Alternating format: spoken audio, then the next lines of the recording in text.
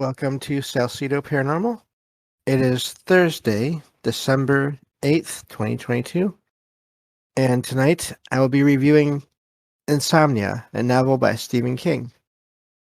As always, you can find all the episodes of the show along with links to social media and ways to contact me at the podcast page, and that is salcedoparanormal.podbean.com. That's SALSIDO paranormal.podbean.com. Always happy to hear from you all, whether you have comments or questions or topic suggestions or stories of paranormal experiences, whether they're your own or from others that you trust. I'm happy to either read those or have you join me on the show to talk about them. And just a reminder, this is the last show for a couple of days. This is now the last show of each week. The next one will be on Sunday morning at 1 a.m. Eastern. So either Saturday night or Sunday morning, however you want to look at that. So yeah, this is part of the new schedule, and I appreciate everyone adjusting to it because it has really helped me a lot with sleeping, with being able to sleep more overall and be more awake for getting things done during the day. So I appreciate everyone making the adjustment to this new time. I will still do at least one bonus show per month, and that'll be on basically on the Friday morning, probably, usually. But of course, I'll let everyone know when that happens, and I'll let you all know when I decide to do that for this month as well. It'll be at some point. It may even be during my week off that I take in the last week of the month. I might just do a special show that week. So we will see. And yes, so Insomnia. I was trying to figure out what book to review, and this one touches on a lot of different things. First of all, it has connections to the Dark Tower series in a way, which is I reviewed a little while back. It's basically the story of a group of people trying to save all of reality. It's a good book, Derek. It's a good book. But yeah. So and this one, yes, Insomnia, something that I'm sure a lot of us have dealt with from time to time, or still deal with. So, but yeah. So I was just trying to figure out a book to review that I haven't yet, that I've already read, and this was the first one that came to mind. So, here we go with that. Let's see here. And all right, I got the summary open here. Apparently, this came out in 1994. It's a horror fantasy novel, and the main character is an older man named Ralph Roberts, RALPH Roberts, whose insomnia, basically the lack of sleep, gives him this ability to see auras and other hidden things in the world that basically leads him into this whole conflict between these aspects of reality, which are the purpose and the random. And so the story starts out with, and now this is a horror fantasy story, so there are going to be some terrible things that happen in the story. Just want to throw it out there now, so that when I start talking about them, no one is shocked. This is Stephen King. He does horror, and some of it is violent and or gory. So just a quick warning to that, just so everyone knows.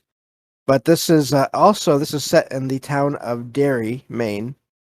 This is a town in a lot of King's books, and it's this idea of these window areas in a way where many things can happen and do happen. And there's a few different books. I can't think of them right now, but really, it's Derry and then Castle Rock are two of the main main cities, towns where things happen in this in that universe. And so the story starts off with uh, Ralph basically at this point in the universe he's retired, and in time he's retired, and he has a friend that he's an acquaintance that he knows of that every other time before he was always a good person, seemed nice and everything, but he met this one day when he met this when Ralph met this acquaintance named Ed at the local airport. Ed was aggressive and um, really swearing a lot at a driver that he thought cut him off, and of course accused this driver of. Now this is where these stories get dark. This Ed accuses this driver of transporting basically uh, material from abortions. Again, I do not get into any of these things in the real world sense. This is just how the story goes. And so the main point here is that Ralph is surprised at this behavior in Ed because it seems way out of character.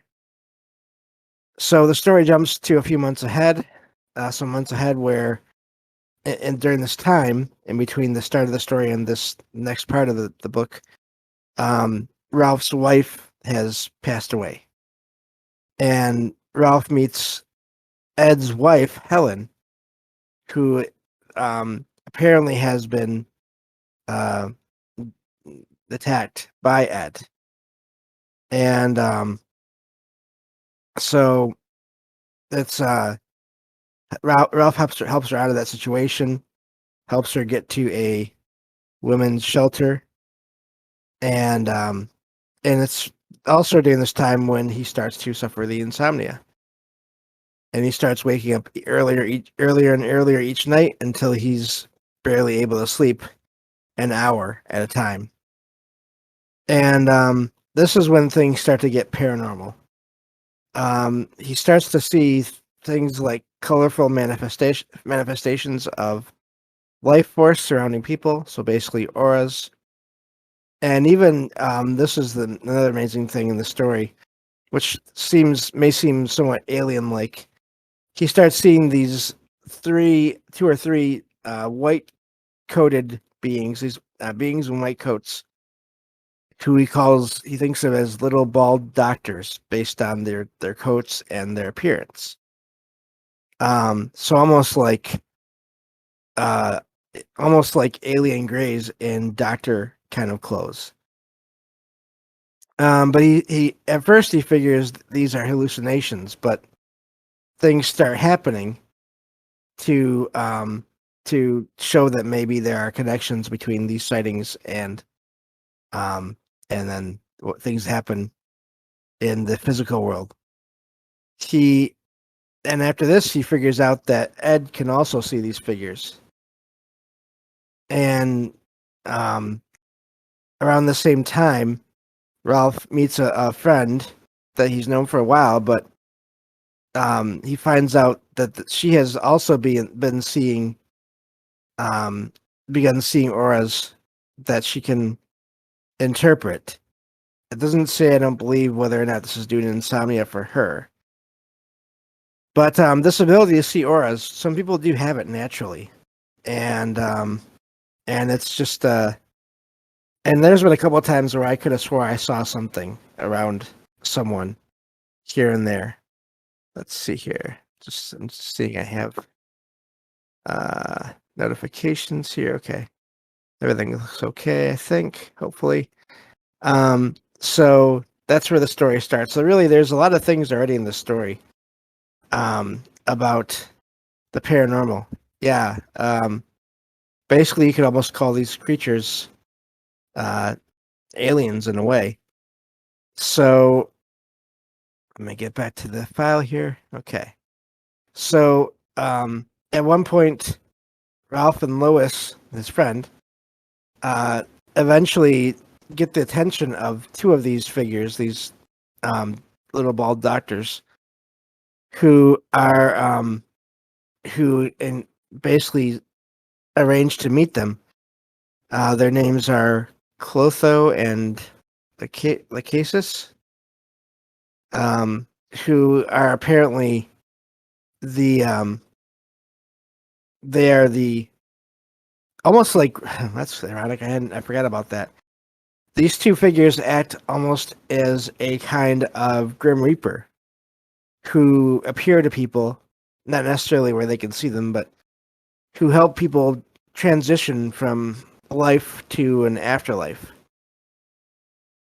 And there is this third doctor that Ralph has been seeing is apparently a crazed version or rogue from this group of these beings who serve the purpose.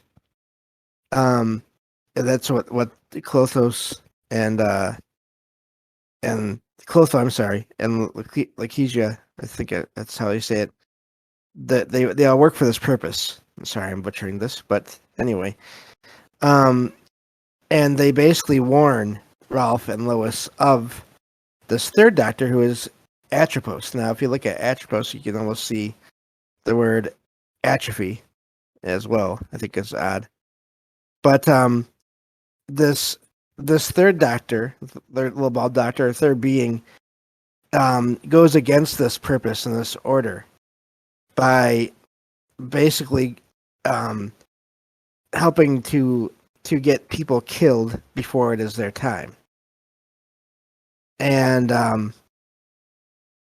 so there's these two that really work pretty much for the good of everyone. And then there's this third, this Atropos, that works for the random, which could be taken as evil at times.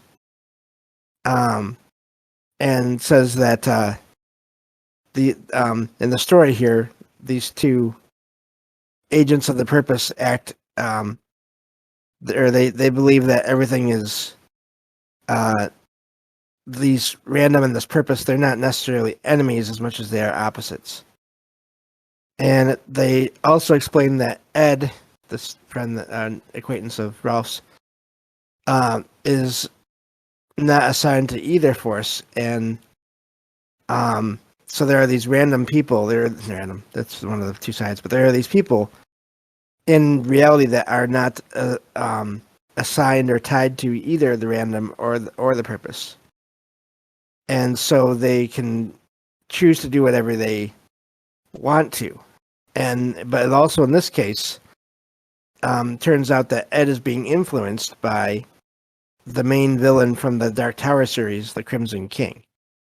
Again, this higher dimensional being that who feeds on fear and grief and craves chaos to rule over. Now, the Crimson King, depending on when this story takes place in the whole Stephen King universe, I always wonder about this, and I don't think it ever says in the books. When he's manipulating other dimensions or universes, I'm wondering now if this is done before or after the Crimson King is reduced to literally just these floating eyes that are stuck on the outside of the Dark Tower, which is sort of the nexus of all reality. So there is this plan that the Crimson King has set in motion using Ed. I think it's Deepno is his last name. That basically the Crimson King has this plan to disrupt all of the order of the universe, basically to bring everything into chaos. And Clotho and Lachesis, even though they can't directly interfere, that's why they contact Ralph and Lois. And it turns out they are the ones that are giving Ralph and Lois insomnia to help them perceive and then gain and even access other levels of reality so that they can see and encounter and then hopefully stop Atropos. And of course these beings describe the different levels of perception as being the beams of a skyscraper, and of course Ralph has a vision of the Dark Tower. So, so there is this reality that is supposed to happen that Deepno's wife is going to visit, and the Crimson King is basically pushing Ed Deepno to go and attack this meeting, this convention kind of thing, and so Ed intends to basically take out this building. It's really weird because this is odd. I didn't realize this until just now. But what happens is the plan is the Crimson King arranges for Ed to acquire a small plane and fill it with explosives, and his plan is to crash the plane into this convention center. Now this is in '94, so this is part of that whole odd thing where various works of fiction sometimes can seem to predict things that happen in the future. So I hadn't noticed this either until just now. But and also at the same time, around the same time, allies of Ed Deepno, who are also basically working for the Crimson King, set fire to the shelter where Ed's wife has been staying. So really, the story gets really chaotic. And so Ralph and Lois are trying to save everyone at this shelter, even as the events are being arranged, and this attack is being arranged on this convention center. And so at one point, Atropos shows Ralph a vision of a car accident in the near future that will take the life of Ed and Helen's daughter. And it says that this vision is basically to warn or to show Ralph that Atropos is basically upset with him interfering, and this is going to be an event that happens in retaliation for Atropos not being able to interfere with Ralph. So so Ralph still decides to get involved, and he tells the two doctors that work for the purpose that he won't stop Ed unless they allow him to save Ed's daughter. And so there is this agreement that is reached between Ralph and another creature from the higher levels of reality that agrees to this deal. And the only catch is that it is going to cost Ralph his life at some point. And so also in this convention center, the reason for this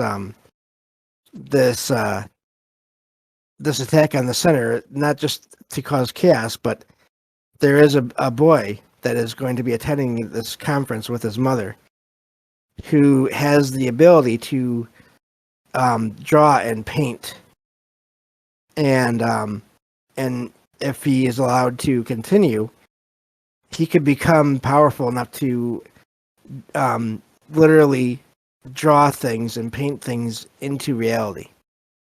And that is something that the Crimson King does not want to allow, because, again, in the Dark Tower series, that is part of how he was stopped. So he wants to stop this from ever happening. And again, with Stephen King, he does allow for time travel and alternate and parallel universes, and so Yeah, it's a very good book. Now, of course, things get complicated, and I will leave the rest of you to read this book, and if you want to, and check out the rest of the story for yourself. So, that's basically it. But just it's an amazing book, and it's an amazing look into the ways that we can see other levels of reality and affect them, and possibly through insomnia uh, being one of those ways to access these abilities. So yeah, it was really a good book, despite it being somewhat political in some of its terms, you might say. It's that's part of why I didn't get too deep into that. But yeah, it's just a really amazing book. I definitely recommend it to everybody. And so yeah, and it's part of the whole story of all of the Stephen King multiverse, really. So yeah, draw or paint things into reality. That's a great superpower. It is, and that's part of. If you go back and listen to the Dark Tower series, the last episode I do on that, reviewing the Dark Tower book 7, that's a part of how that book ends. So, except in that case, it's actually erasing, because the I guess it doesn't hurt to say this because I've already reviewed it.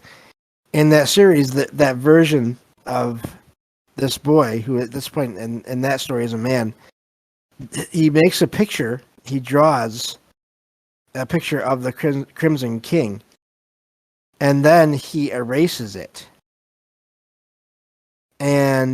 But he's not able to erase the eyes, because those were made by basically crushing the petals of a rose, I believe is what it was.